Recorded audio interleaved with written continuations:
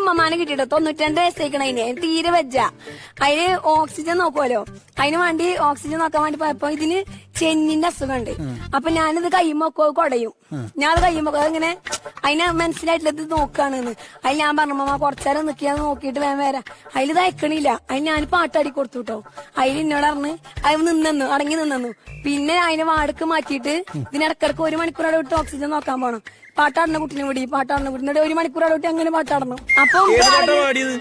അതൊന്ന് പറഞ്ഞാ കേക്കണ്ടേ മുമ്പ് ഞാൻ ഈ മക്കളെ തന്തക്ക് മധുര പനം ചക്കര 3 തള്ള ഞാനിന്ന് ഉണങ്ങി കടിച്ച കൊപ്പര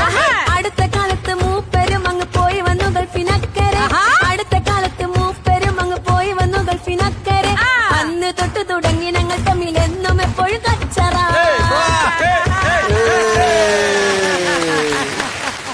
അടിപൊളി ഉമ്മ